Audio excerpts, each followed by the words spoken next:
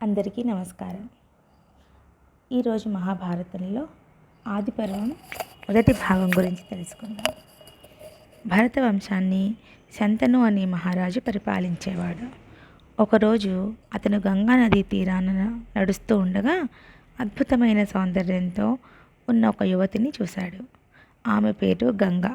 శంతను ఆమెను చూడగానే ప్రేమలో పడ్డాడు మరియు వివాహం చేసుకోవాలని కోరాడు. గంగ ఒక షరతుతో వివాహానికి అంగీకరించింది. మీరు నా చర్యలను ఎప్పుడూ ప్రశ్నించకూడదు. ఎంత కష్టమైనా సరే. ఒకవేళ మీరు నన్ను ప్రశ్నిస్తే నేను మిమ్మల్ని విడిచిపెట్టి వెళ్ళిపోతాను. శంతను ఆమె షరతుకు అంగీకరించాడు. కాలం గడిచింది.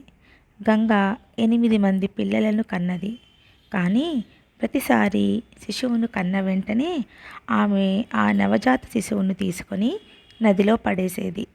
శంతను చూస్తూనే ఉన్నాడు, కానీ తన మాట ప్రకారం ఏమీ ప్రశ్నించలేదు. చివరికి 8వ బిడ్డ జన్మించినప్పుడు శంతను తట్టుకోలేకపోయాడు. గంగ శిశువును తీసుకెళ్తుండగా అతను ఆమెను ఆపాడు. ఆగండి, ఇది చాలు. మీరు ఎందుకు మన పిల్లలను చంపుతున్నారు అని అడిగాడు శంతను.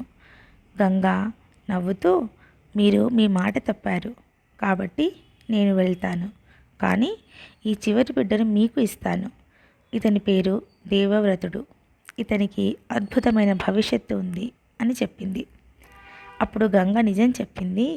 ఈ 8 మంది బిడ్డలు నిజానికి వసువులు. వారు శాపం వల్ల మానవ జన్మ ఎత్తవలసి వచ్చింది.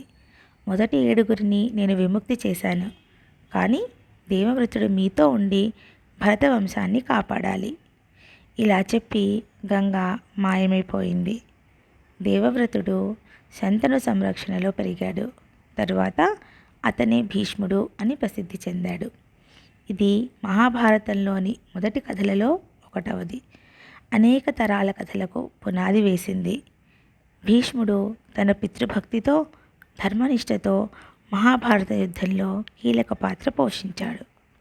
ఈ కథ నుండి మనం నేర్చుకోవలసిన నీతి: మనం ఇచ్చిన మాటకు కట్టుబడి ఉండాలి, కానీ అదే సమయంలో అన్యాయం జరుగుతుంటే మాట్లాడకపోవడం కూడా తప్పే. కొన్నిసార్లు ధర్మం కాపాడటానికి మాట్లాడాల్సిన సమయంలో మాట్లాడటం కూడా ముఖ్యం. జీవితంలో ఎప్పుడు మౌనంగా ఉండాలి, ఎప్పుడు మాట్లాడాలి అనేది తెలుసుకోవడం చాలా ముఖ్యం. మళ్ళీ కలుసుకుందాం ఓ గొప్ప కథతో. అంతవరకు ఆరోగ్యంగా ఉండండి, ఆనందంగా ఉండండి.